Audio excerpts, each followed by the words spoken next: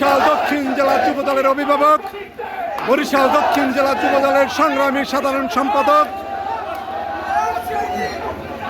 বরিশাল দক্ষিণ জেলা যুবদলের নয়নের মণি জনাব অ্যাডভোকেট এইচ.এম. তসলিম উদ্দিনের নেতৃত্বে বিশাল এক মিছিল সমাবেশ স্থলে উপস্থিত হতে যাচ্ছেন।